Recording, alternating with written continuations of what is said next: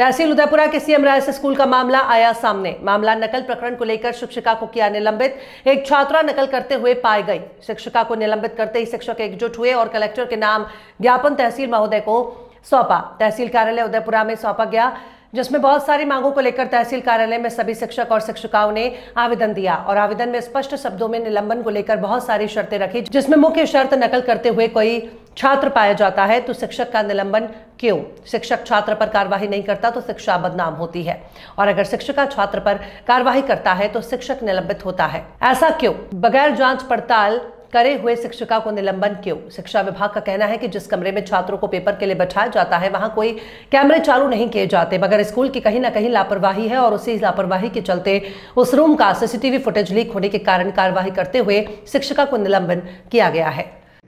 क्या नाम है आपका? मेरा नाम जितेंद्र द्विवेदी। किस बात को लेकर आपने ज्ञापन दिया? हमारी एक महिला साथी शिक्षिका है जो कि पर्यवेक्षक के रूप में काम कर रही थी। उनके ऊपर एक बिटिया के द्वारा जो आरोप लगाए गए कि अभद्रता की गई है, जबकि ऐसा कोई प्रकरण नहीं था। सीसीटीवी कैमरे में भी इस बात का बड़ी तरीके से उजागर हुआ है। और जिस प्रकार का हमारे शिक्षक साथियों पर दबाव बनाया जा रहा है, जिस प्रकार से पर्यवेक्षकों के ऊपर एक तो ये जिम्मेदारी रहती है कि बगैर किसी विवाद के परीक्षा को संपन्न कराया जाए। उसके लिए जब हम लोग सर्चिंग करते हैं या हम लोग देखते हैं, मंडल के द्वारा हमसे ये कहा जाता है कि निर्विवाद रूप से परीक्षा संपन्न होना चाहिए। और दूसरी तरफ से इस तरह के जब आरोप प्रत्यारोप होंगे तो आप बताइए कि किस तरह से शिक्षक काम करेंगे। शिक्षक को जिस तरह से यूज किया जा रहा है, जिस तरह से शिक्षक का उपयोग किया जा रहा है, दो धारी तलवारों के बीच शिक्षक को रख के काम कराया जा रहा है, ये संभव नहीं है। और इसी के लिए आज हम तहसीलदार मैडम के पास आए थे। जिस तरह से हमारे साथी शिक्षिका के साथ निलंबन का कार्य हुआ है प्रशासन के द्वारा, इससे निश्चित तौर पर हम सब में घोर निराशा है और हम सब इस बात के लिए तैयार हुए हैं कि यदि शासन हमारी बात नहीं सुनेगा तो हम आगे तक जाएंगे। हमारे संघ आज तहसीलदार मैडम के पास ज्ञापन लेकर आए थे। जिस तरह से मैडम के साथ व्यवहार हुआ है, उनका निलंबन हुआ है, उस निलंबन को तत्काल रूप से उसका समापन किया जाए, उसको समाप्त करके उनका बहालीकरण हो, ये हम सबकी मांग है।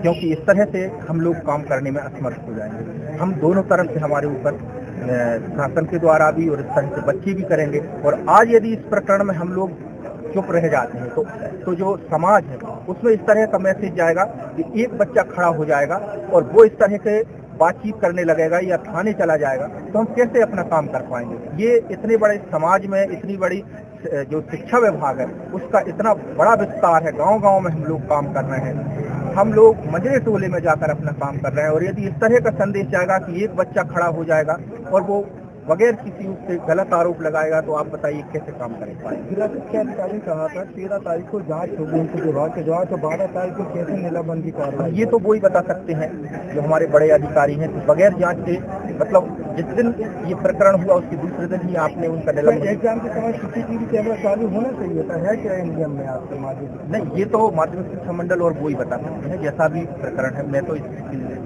नहीं हूँ बताने के लिए, यदि होगा तो होंगे। वीडियो वायरल कैसे हुआ, अब ये तो वो जो पत्रकार महोदय हैं वो ही बता सकते हैं कि उनके पास कहाँ से आया है। लेकिन इस तरह का जो काम इन लोगों ने किया है, ये निश्चित तौर पर हम सबको बड़ी निराशा पैदा कर रहा है शिक्षक साथियों में। और आपके मीडिया के माध्यम से हम यही कहना चाहेंगे कि मैडम का बहाली हो, उनका जो व्यवस्था है उनको व्यवस्थित किया जाए।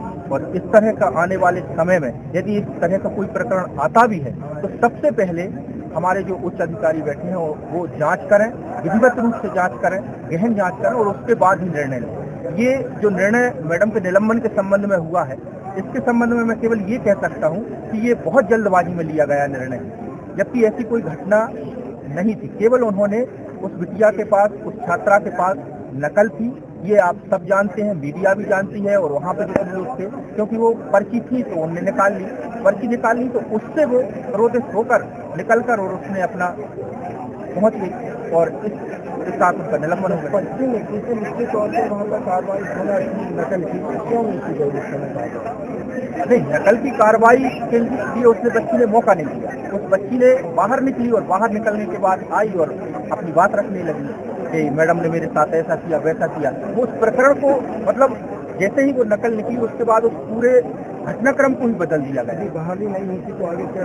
निश्चित तौर पर शिक्षक संघ, हमारा पूरा संघ इस बात के लिए एकजुट है कि यदि हमारी सुनवाई नहीं होगी तो हम आने वाले समय में आगे भी अपनी बात रखेंगे, ऊपर स्तर पर रखेंगे। हमारे जो शिक्षक संघ का प्रदेश अध्यक्ष है भरत पटेल जी, उनके साथ हम माननीय मुख्यमंत्री जी से मिलेंगे, अन्य पदाधिकारियों से मिलेंगे।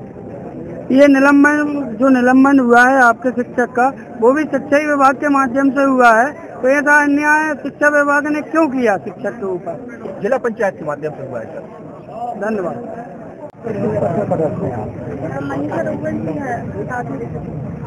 क्या वजह थी कि आपने निलंबन की कार्रवाई की? मैंने नकल पकड़ी, लड़की का बिल्कुल आंखों के सामने नकल कर रही थी, तो मैंने उसका स्वेटर झड़वाया, उसमें से भी नकल और हुड्डी झड़वाई, उसमें से भी नकल। लगभग 19 पर्चियाँ निकली, तो मैंने CS सर को, लेकिन उन्होंने कोई एक्शन नहीं किया, तो मैंने भी कुछ नहीं किया और वो लड़की को घर से पहुँच गई।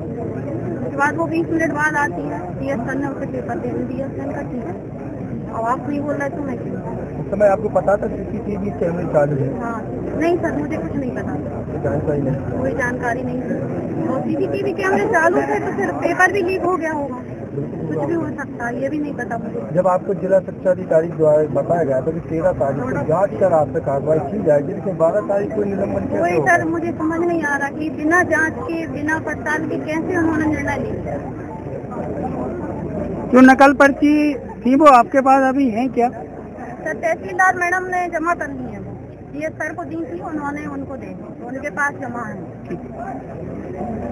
मैडम ये आज ज्ञापन दिया है शिक्षक संघ के द्वारा, किस बात से लेकर ज्ञापन है और इसमें आगे किसके लिए दिया गया है और क्या कार्रवाई हुई है? शिक्षक संघ की ओर से कलेक्टर सर को ज्ञापन दिया गया है, उसमें उनके द्वारा ये मांग की गई है कि जो शिक्षिकाएं हैं मनीषा रघुवंशी, उनका जो निलंबन हुआ है उसका उन्होंने विरोध स्वरूप ये ज्ञापन दिया है और भी कुछ बिंदु हैं इस संबंध में मदद करा